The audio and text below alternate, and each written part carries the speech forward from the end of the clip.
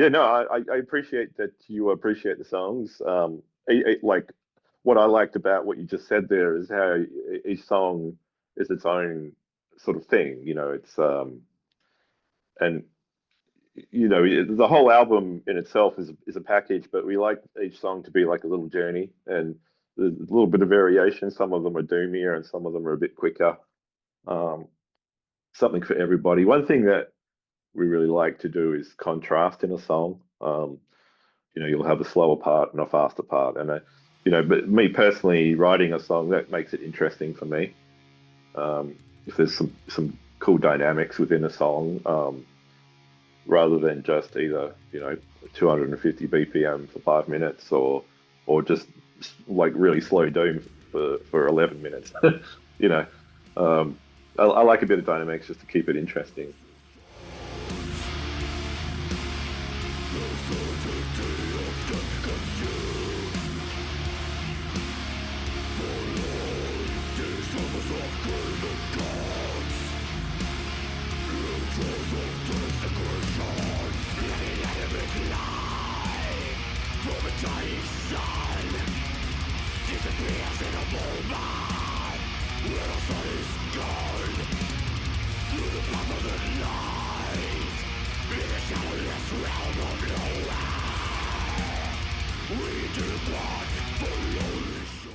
What's up, Headbangers? I've got an interview with Shannon from a band from Perth called Ashen. They're pretty much just released a new album called Leave the Flesh, and the reviews are beginning not just in Australia but overseas. They're beginning reviews from media outlets like Worship Metal, Metal Digest, Hungry Metal Guy, Mossville Times, and No Clean Singing, to name one of them. And their YouTube channels have been having like over 15,000 combined YouTube views. The Spotify streams have been awesome. They've been getting over 10,000, which I haven't seen anything from any Australian bands for a while. And so we're really excited to talk to Ashen. We're going to talk about basically the response. If I'm blown away, I like to see how Shannon gets his intake on it, and basically just a bit of pieces as we go along. Shannon, welcome to Headbangers, mate. It's great to have you. How you been? G'day, Dan. Yeah, good. Thanks, mate. Thank you for having me. Oh, mate, it's an honor to have you guys. I've always wanted to have you guys on Headbangers for a while, so it's awesome that we get to have a chat with you. Do you like the lighting in the background? I tried to make it. Yeah, man. I love it. It matches the album cover. It's perfect. Yeah. Awesome. Mate, I just said that these guys have been having some awesome reviews. Basically just local and international. Basically, how's the reaction been from your perspective? Oh, fantastic, man. We're really stoked with the response so far. We've had a lot of, yeah, like you said, a lot of reviews, very positive. And just the response from, our listeners and fans and stuff like that's been, we're grateful for how it's all going. Um, I think, just uh, the building of the relationships with fans as well from the very first EP. We have guys that have been following us since we first started, and it's really awesome to see that you build a relationship with fans as well, and they become like your friends, and you bump into them at gigs, and you can stop and have a chat for 20 minutes. It's awesome. I love it. Yeah, because I watched you guys a couple of weeks ago, and basically have a chat. I don't know if it was yourself or another band member, but just to talk about the music and just the live performance itself. But we'll probably talk about more live as we dive into the interview. But just more Sure. Yeah. on the reaction side of things. Did you expect the album to resonate strongly with listeners? Because you did have a lot of feedback from the metal community, but also more with a lot of media coming to praise your band. So did you expect it to resonate this strongly? Um, you hope that it does. So so when you first put out an album, there's a little bit of nerves. You don't know how it's going to be received. You're worried that maybe everyone will hate it, or you just don't know what to expect. But it's just been great, the response that we've had. We knew that we might get some repeat reviewers and stuff like that, so it was interesting to see how they compare this to the last album. Um, yeah, but it's been the response has been really positive, and most people tend to judge the new album as a step up, which is good to hear. With that said, was there any standout reviews or reactions that really stood out to you, and you go, "Fuck, I didn't really think this this is like fuck." Like, did you have a fuck moment where it's like, "Fuck"? Did you like on a positive experience, of course? Like, did you have one? Yeah. Um, I guess for me the reviews that stand out are the ones where they're quite descriptive, but you can also tell that they really understand where we're coming from. Mhm. Um, but I think the reviews or the most important feedback I've had has been from fans who actually take the time. I've had a couple of people actually send me just personal reviews of what they think of the album, and they're like paragraphs long. Um, and these are just for our reading. They haven't published it anywhere. They just sent it to us personally over Messenger or Instagram, and that to me is amazing. That someone took time out of their day to sit down and actually tell us what they think of the album. Um, it's a very personal. I don't know. I think like for most guys who are into extreme metal or death metal, as you would probably know, like the music is very personal to you. Yeah. Um, and then and writing music is very personal as well. So when you get those kind of interactions, it really means a lot.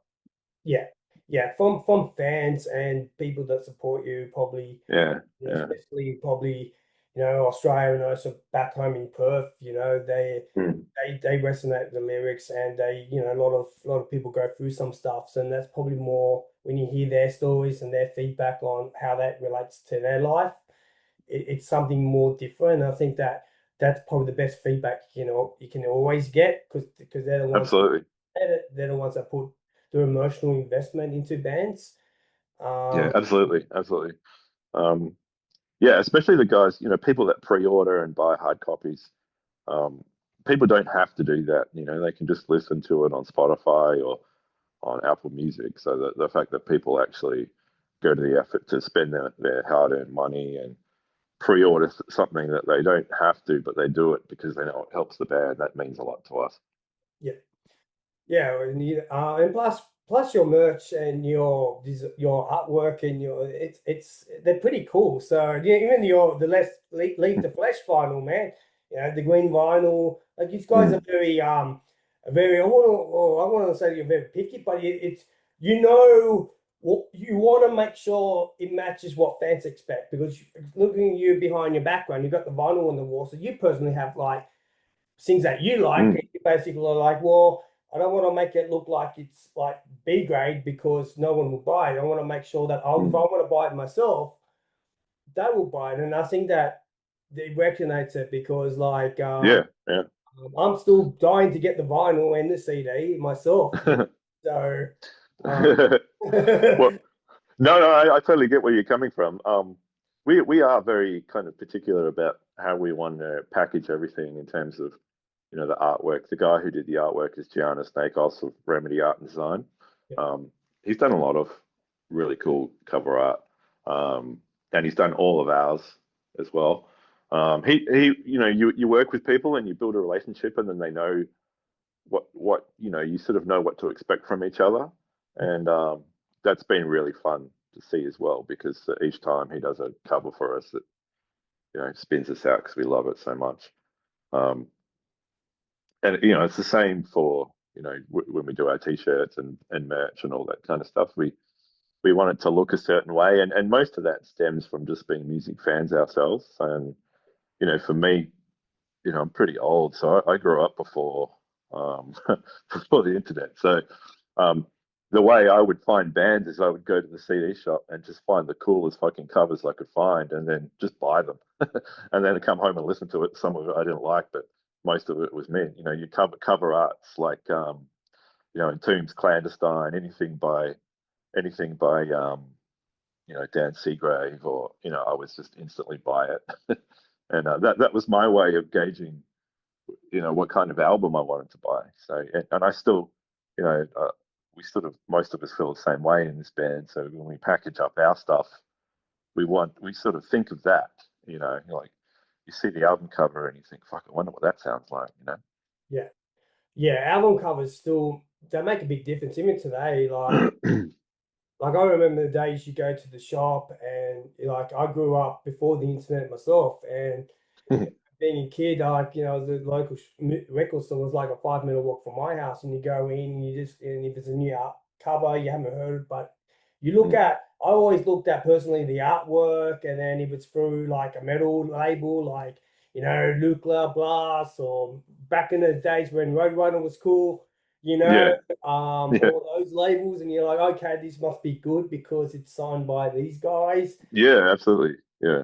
And then you just go into more further when it's like, even that once you like the music, like it's always the first impression. It's always goes to the artwork. Mm. Even today, like when you get like, or even what I mentioned earlier, you get these reviews coming, and or people come in to hear the music. They probably get so much releases on a media outlet, and they probably go, "That's a good cover. I don't give a fuck how many followers they've got. Like, let's fucking dig in. Hopefully, it's good songs." It's Yeah, yeah, work that basically stands out, and it's so effective and it's still impactful. yeah, Um, absolutely. Totally agree with that. yeah, and basically, like the artwork's good. Well, I'll give that a tick. But then I got to listen to Leave the Flesh album, and every song that's on it, it's for me, it's basically they all stand out. They all individually have their own songs. It still has the same kind of theme, like there's death elements, and I 1 minute I'm thinking, oh, this is more like European kind of metal, then there's a bit of a journey on certain tracks, and it's like, oh, there's a bit of American influence, like like Nile, and there's so I find it a bit hybrid, and then you got there's elements that's like doomy, so it's like, oh, this is doomy, like I'm not into much doom, but it's more like I appreciate doom because Doom does have a good element in metal, and a lot of people love their Doom. And when Mm. I hear your music, how Doom it's infused with the death element, and it's like, yeah, it kind of works, and I really really dig it. Yeah, no, I appreciate that you appreciate the songs. Like what I liked about what you just said there is how each song is its own sort of thing. And the whole album in itself is a package, but we like each song to be like a little journey, and there's a little bit of variation. Some of them are doomier, and some of them are a bit quicker. Um, Something for everybody. One thing that we really like to do is contrast in a song. You'll have a slower part and a faster part, and but me personally, writing a song that makes it interesting for me. If there's some cool dynamics within a song, rather than just either 250 BPM for 5 minutes, or just like really slow doom for 11 minutes. you know, I like a bit of dynamics just to keep it interesting.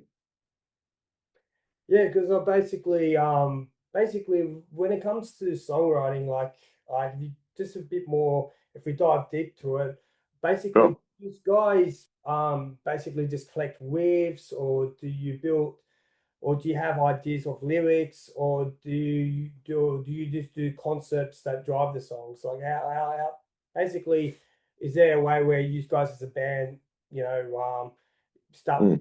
doing your songwriting from the beginning? Well, the process most of the time it will start off with riffs. It's all, we're a riff-based band, and that's sort of where we always start. Um, so I'll bang out some riffs, and if I think something's cool, I'll play around with it and elaborate it into a song maybe.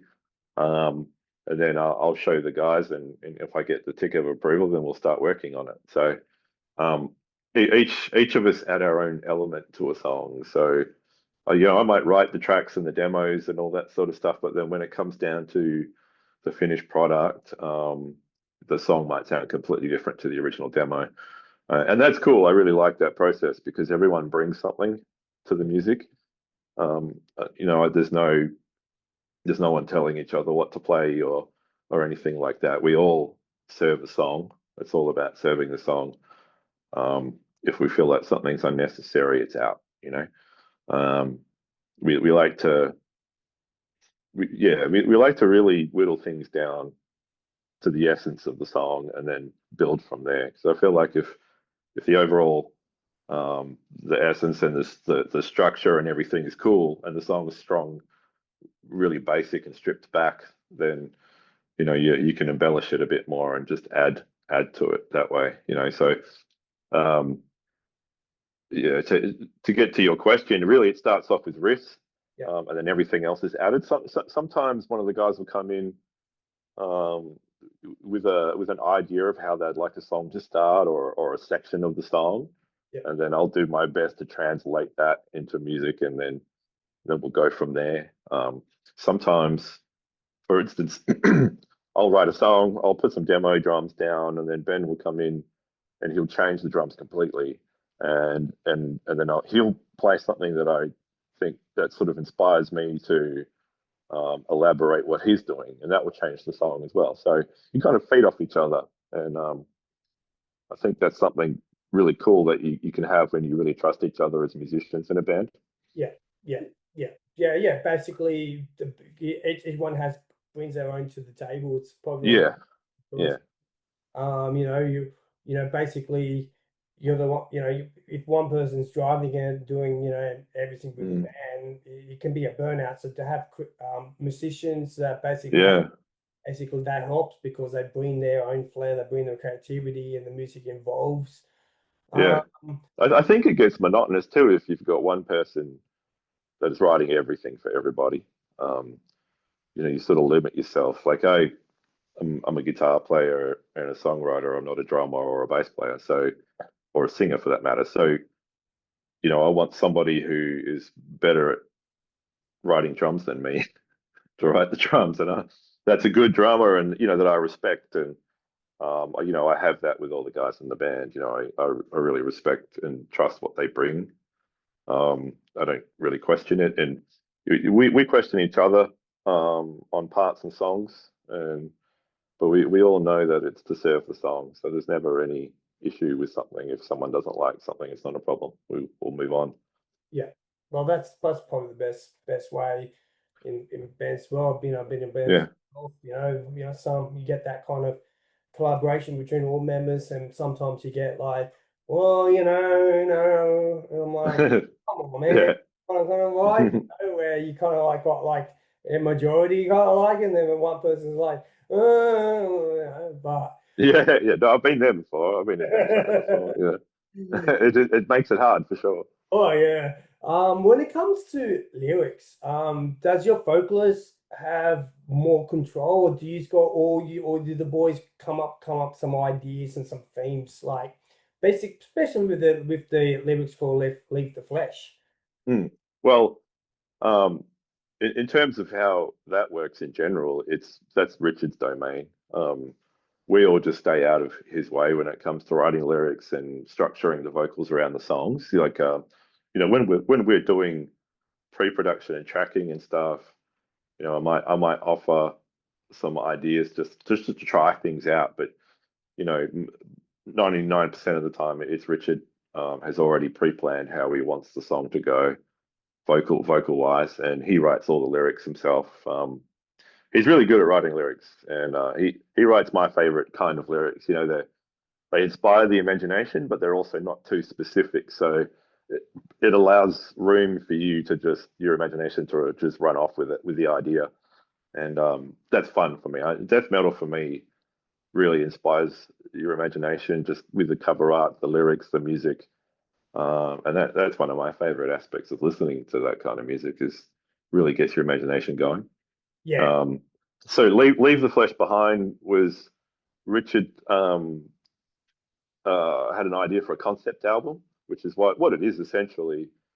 And it's the concept is basically the afterlife or dying and what happens after that. You know, just a speculation, some dark speculations, some not so dark, but it's just it all sort of revolves around death, yeah. fittingly. Yeah, pretty cool how he writes it and lets people imagine mentioning because I like that when I like read the lyrics Mm, mm. Me and too. Yeah. you look at the artwork and you kind of like just have this imagination where some, it depends. Yeah. In general, some will write something about history and past events, and you kind of like go, okay, cool. But I like it when it's a bit of a story because it interprets. And as we've mentioned earlier, some people Mm, take those lyrics in their own lives and they're emotionally invested into the songs, into the music. mm. So they Yeah, can absolutely. relate to things like that. Where so it's kind of like it's as I mentioned earlier, like it's just interesting how people interpret it, and these lyrics are they're very like bang bang because that's what makes people pay attention, and I think that Mm. they're good lyrics, and I respect people that can write good lyrics because I can't fucking do it myself, man. I try, man. Mm. Yeah, no, I get it. I'm a bit like that too. I stick to the riffs. Mate, it's been a while. Like you guys have been having a good run, probably this year and probably even last year. Like you've done some putting some bands on. You reported Nile. Let's see, was Nile Left to Die, Atheist. Was it Massacre? Frisian. Yeah, Chris, Massacre, Frisian recently. We have been busy. I know to the out, we sometimes we get like, oh, you guys are got a pretty lucky run at the moment and stuff, and there is a lot of luck involved, but you don't really people don't really see the behind the scenes where we're just constantly working to make these things happen. yeah, Um, and recently, uh, the start of this year, um, we started with oh no, sorry, August. We started under your mate management, so Blaney, Anthony Blaney's management company through your mate bookings. yeah, And that's been a big step up for us as well, just in terms of shows, and his support as well. yeah. There's a lot of things behind the scenes to get Mm. these guys are up to, and it's Yeah, absolutely. Yeah. yeah, people probably have this speculation that oh yeah, they're A, B, and C and D. It's like Mm. there's Mm. more if you dissect it. There's more like there's stuff probably just with my thing. There's branding, marketing. How this and A, Oh, B, it's the same. It's the same for us too. things You know, like there's a lot of networking. You got to tour and you've got to get to know people and build relationships and just the work on social media. People think playing a band, you just write songs and hopefully it goes well, but that's really it's almost like 10% of what it takes to be in a band. There's so much that goes on behind the scenes. yeah, Um, just social media alone takes up a lot of time. Um, and then, on top of that, everything else that needs to do it, printing records and merchandise and all that sort of stuff. Yeah. yeah. There's a lot to it. It's basically you know why like I guess people there's a lot of line in between from my own personal experience. Like people will say, "Oh, but it's the music and the music." Yeah, the music is the most important thing. That's what Yeah. makes Yeah. and it's the music. But if you want to go to do that level and that level, social Mm. media plays a part of it. Yeah. You basically got to be your own marketing company, your own management to a point. You really got to be self-sufficient these days, I think. Yeah, Um, having managers and all that stuff is fantastic, help. Um, but you still, the manager's there to help manage your career, but you still need to manage your own band. So um, it's still having a manager doesn't make it less work. It just makes the work worth more worthwhile, if that makes sense. yeah, yeah. Because the idea of management not to come in and tell you how you guys, it's how what you Mm, do. They're there to offer support and assistance. If yeah. they feel like they can bring something to the table, Mm, say it openly, and then but they're more like to assist the band and basically mm, it's basically they're part of the team. They're just is from a family instead of having one person, two people doing social media. They basically have strategies and stuff like that. And there's a lot of mm, people just don't see that kind of tools behind the scenes, because even when we work with our bands, like when we do media support, we work on stuff like, okay, cool, this is what you've got, this is your song, have you got a press release, what's the song about, okay, do you want us to write it, or do you want to do it, and we can distribute it. There's a lot of teamwork, and Yeah, yeah. it plays an important thing. And if you guys didn't do their networking, didn't do that, didn't do your socials, you just write the songs and go back and play PlayStation, you wouldn't got all your achievements. That all these achievements are done by, you know. No, you're 100% right. And in my younger days, that's how I thought it was. You write an album with your mates and play some shows, and you just sit back and wait for shit to happen, and then you wonder why nothing happens. But that was just something that I learned. As you mature, Yeah. there's a lot more to it than that. You've got to do a lot of things you don't really want to do, but if you want to get the music out there, you sort of have to do it. Basically, those that haven't seen Ashen live, what can they expect from watching from your shows? I think we sound a bit heavier live just because it's a bit raw, you know. And we do like to put on a bit of energy into the show as well. So we're not all just standing around. Um, but yeah, we just like to have a good time. It's the most fun part of, I think, doing all of this, writing the riffs and recording and making an album. The whole point of it is to have something that you can play shows from, and that's what the best part, I think.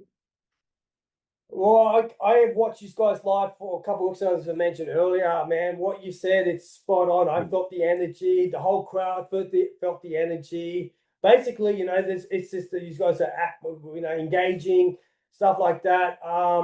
Those of you who haven't heard of Ashen or haven't seen them live, do yourself a favor. Whenever they're playing in your city, go watch them. There are a bit different than with their death metal. They do add the elements of doom. If you haven't heard of their song Ashen, we've got the links to their Spotify. We've also added to their tracks from their latest album to the official Headbangers playlist.